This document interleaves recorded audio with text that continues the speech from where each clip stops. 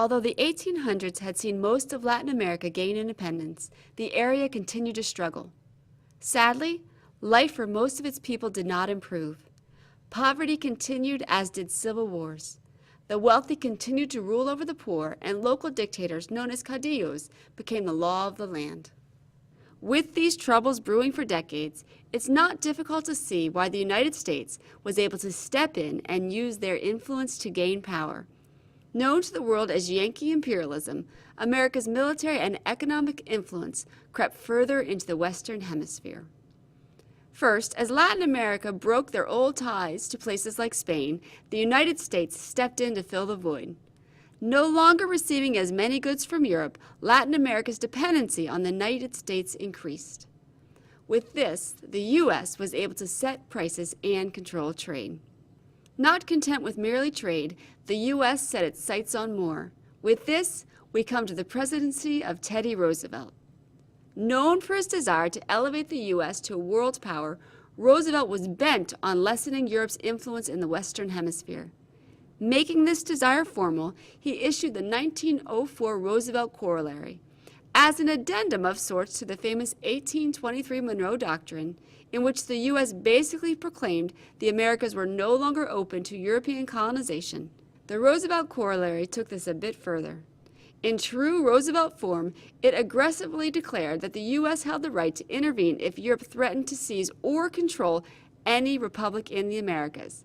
In other words, keep your hands off our side of the world, or you'll have us to reckon with.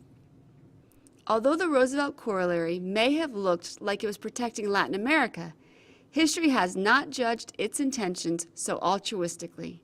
In reality, it allowed for unchecked U.S. military intervention throughout Latin America. To many, the Corollary relegated Latin America and its people to nothing more than pawns in America's political game. This was seen in the Platt Amendment, in which the U.S. forcibly took temporary control of Cuba after it tried to rebel against their elected government. Of course, many believe this elected government was pretty much a puppet, with the U.S. pulling its strings. Perhaps proving these rebels' case and making the U.S. look even more imperialistic, a few years later the United States set up a permanent naval base at the famous Guantanamo Bay. Wanting to make trade as easy as possible, sights were also set on the creation of a Panama Canal. To do this, Roosevelt would have to get around the Colombians, who ruled Panama and had no intentions of letting the U.S. build their precious canal. Not one to take being told no lightly, the United States hatched a plan. Knowing of the Panamanians' desire for independence from Colombia, the U.S. decided to back their rebellion. When the U.S. Navy began to descend on the area in support of the Panamanian rebels, the Colombians knew they were pretty much toast. They backed down, Panama got its freedom, and Roosevelt was cleared to build his canal. Not only was his canal a go, the treaty forged with the new Republic of Panama declared the area designated for the canal to be sovereign United States territory. What a deal! Following in the footsteps of Roosevelt, President William Howard Taft picked up the imperialist mantle. However, unlike Roosevelt, Taft preferred to use economics over force. Known as dollar diplomacy, the U.S. realized it could indirectly control other nations by using economic means. To be blunt, if they simply controlled the money and the resources, they could push Latin America around. An excellent example of this is the Taft administration's financial and military backing of Nicaraguan rebels. Of course, once the rebels were successful, the U.S. gladly stepped in offering loans, making the new regime indebted to them. In excellent dollar diplomacy style, money was used to leverage power. Not only did dollar diplomacy benefit the U.S. Treasury and increase its power, it often did so without the mess of military action or the expense of setting up formal colonial rule. Not to mention, it was a clever way to quiet the anti-imperialist sentiment growing within the U.S.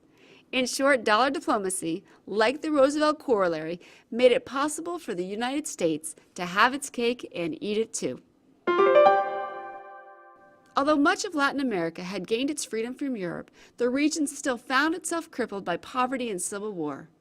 Seeing this as an opportunity to gain power and wealth, the United States stepped in to help, bringing with it Yankee imperialism. Known for his desire to increase the United States world standings, Teddy Roosevelt issued the Roosevelt Corollary. With this, the U.S. held the right to intervene if Europe threatened to seize or control any republic in the Americas. In other words, the U.S. told Europe, stay out of the Western Hemisphere or you'll have us to deal with. With Europe fading from the picture, the U.S. took hold in Latin America, wheeling deals like the Panama Canal and exerting its influence in Cuba with the Platt Amendment. Walking in similar footsteps as Roosevelt, William Howard Taft chose dollar diplomacy as his weapon of choice.